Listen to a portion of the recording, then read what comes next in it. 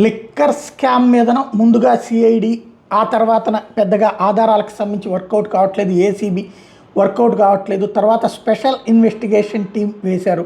ఆ టీంలో పలువురు ఐపీఎస్లు, పలువురు డిఎస్పీలు, ఇట్లాగా వీళ్ళందరూ కలిసి ఫస్ట్ అక్కడ మిథున్ రెడ్డి, అట్లాగే విజయసాయి రెడ్డి, అట్లాగే మరికొందరు అన్నటువంటి పాయింట్ ప్రచారం చేశారు. అయితే ప్రాథమిక ఆధారాలు ఇంతవరకు లభ్యం కాలేదు. ప్రాథమిక ఆధారాల సేకరణ కోసం అని చెప్పి విచారణకు పిలిచే ప్రక్రియ. ఈలోపు మిథున్ రెడ్డి సుప్రీంకోర్టుకు వెళ్ళి ముందస్తు అరెస్ట్ మీద స్టే తీసుకుని వచ్చుకున్నారు.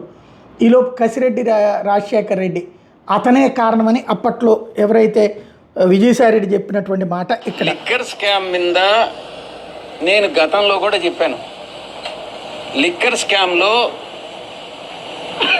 పాత్రధారి, సూత్రధారి, కర్త, కర్మ, క్రియ అన్నీ కూడా కసిరెడ్డి రాజశేఖర్ రెడ్డేను అన్నటువంటి విషయాన్ని చాలా స్పష్టంగా చెప్పాను. మరిన్ని వివరాలు భవిష్యత్తులో నేను చెప్పాల్సి వస్తే చెప్తా. అది ఇప్పుడు కసిరెడ్డి రాజశేఖర్ రెడ్డే ఈ లిక్కర్ స్కామ్ కంటే స్కామ్ జరిగిందని ధృవీకరణ ఇచ్చినట్టు. అదే సందర్భంలో దానికి కర్త, కర్మ, క్రియ కసిరెడ్డి రాజశేఖర్ రెడ్డి అని. కసిరెడ్డిని పిలిస్తే ఇంతవరకు రాలేదు. 3 సార్లు పిలిచినా కూడా తను కోర్టులు ఆ వ్యవహారం నడుస్తుంది. ఇప్పుడు తాజాగా 15 చోట్ల కసిరెడ్డికి సంబంధించినటువంటి కోకాపేట దగ్గర ఉన్నటువంటి ఫామ్ హౌస్ దగ్గర నుండి టోటల్గా 15 ప్రదేశాల్లో సోదాలు చేసింది స్పెషల్ ఇన్వెస్టిగేషన్ టీంకి సంబంధించినటువంటి బృందం.